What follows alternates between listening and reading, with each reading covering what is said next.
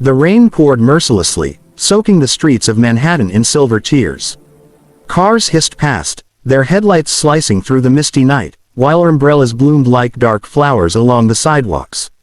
But amid the crowd, one figure didn't move. A woman, barefoot, shivering, clutching two infants wrapped in torn blankets, sat against the marble wall of an upscale boutique.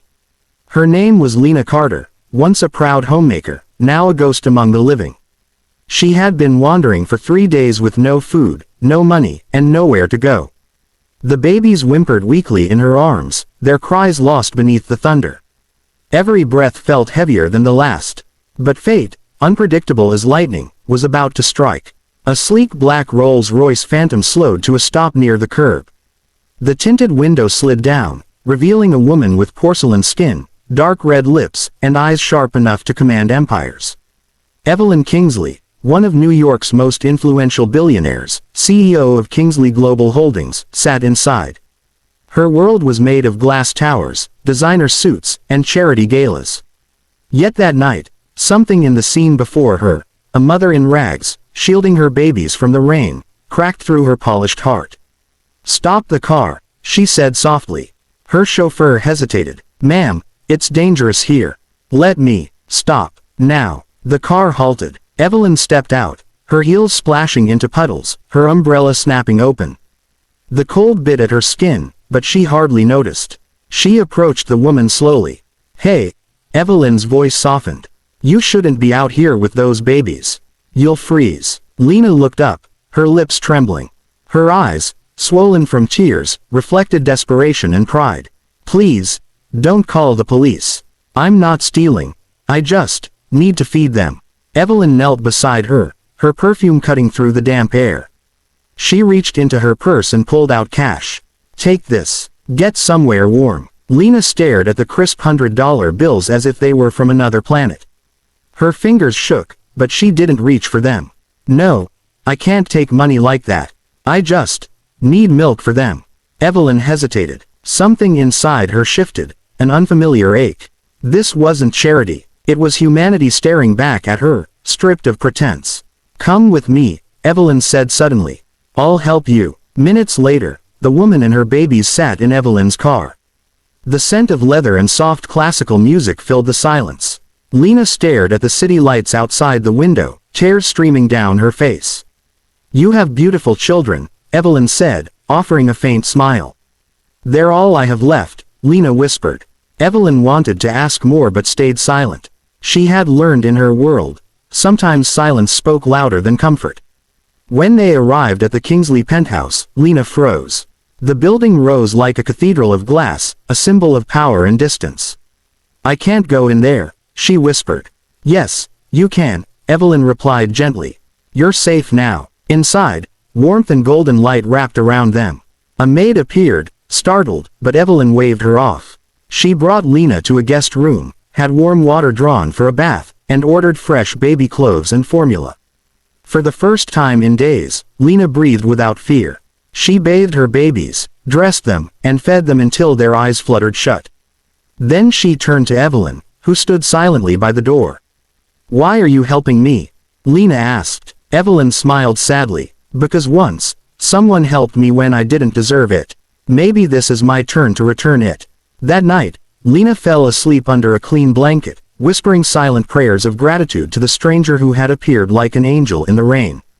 But angels, she would soon learn, sometimes carried secrets too heavy for wings. The next morning, Evelyn sat by the window, sipping coffee. She couldn't shake the image of Lena's haunted eyes. Something about her felt familiar. The way she spoke, the way she avoided eye contact, it stirred something buried deep. Later that day, while Lena was resting, Evelyn called her assistant. "I need to know who she is. Her background, where she's from, everything." Quietly. By evening, the file arrived. Evelyn scanned the pages, and froze. Name: Lena Carter. Age: 28. Marital status: married. Spouse: Daniel Kingsley. The cup slipped from Evelyn's hand, shattering on the marble floor. Her chest constricted, and she felt the world tilt. Daniel Kingsley, her husband. The man she had married 12 years ago. The man who had promised her loyalty, love, and everything in between. And Lena was his mistress. Evelyn's mind spiraled. Her pulse hammered in her throat as pieces of truth began to fall into place. The sudden late nights, the unexplained business trips, the subtle distance in his eyes. And now, the woman she had just saved, the woman she had taken into her home, was the one her husband had betrayed her with. She sat there for a long time, trembling. Rage, disbelief, heartbreak, all collided inside her like a storm. But when she turned toward the guest room and saw Lena asleep beside her two innocent babies, her heart broke in another way. Those babies were Daniel's. She wanted to scream. She wanted to throw them all out. But something inside her, a quiet voice, small but unyielding, whispered. They didn't choose this. They're victims, just like you. That night, Evelyn couldn't sleep. She watched the city lights shimmer through her tears, torn between vengeance and compassion. Morning came, and with it, a decision. When Lena woke, she found Evelyn waiting at the dining table. The billionaire looked calm, too calm. Lena, Evelyn said softly. There's something we need to talk about. Lena's heart stilled. Is something wrong? Evelyn took a deep breath. I know who you are.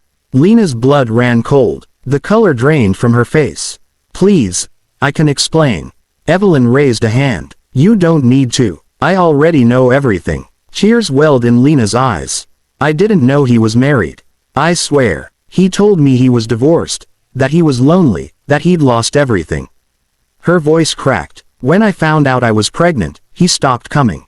He sent money for a while, then disappeared. I tried to find him, but... Her words dissolved into sobs. Evelyn's own heart fractured. The pain she'd carried turned into something else, understanding.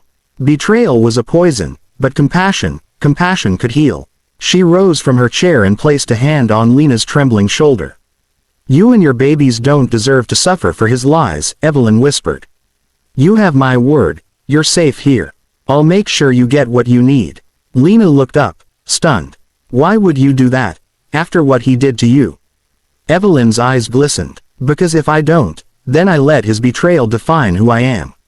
And I refuse to become cruel because of someone else's sins. Days turned into weeks. Evelyn arranged a small apartment for Lena, enrolled her in a vocational program, and set up a trust fund for the children. She said it was from an anonymous donor, but Lena knew who it truly came from. Sometimes, Evelyn visited. They would sit by the window, drinking tea, talking like sisters who had shared the same wound. One afternoon, Evelyn's assistant walked in with unexpected news. Ma'am, Daniel Kingsley was found in a car accident last night. He didn't make it. Evelyn went still. For a moment, the world stopped turning.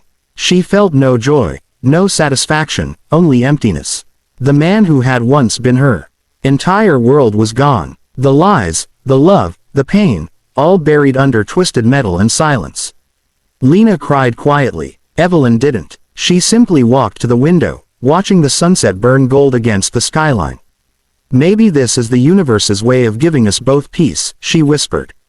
Months passed. Lena rebuilt her life. With Evelyn's support, she opened a small bakery, where the smell of bread filled the air like hope reborn. Evelyn became godmother to the twins, visiting often, laughing again, living again. One evening, as they closed the shop, Lena looked at Evelyn and said, "You saved me when I was at my lowest. But I think you saved yourself, too." Evelyn smiled softly. Maybe I did. She looked down at the two children playing near the counter, innocent, free, untainted by their parents' mistakes. Promise me, Evelyn said, her voice tender, that they'll grow up knowing love, not bitterness. Lena nodded, tears in her eyes.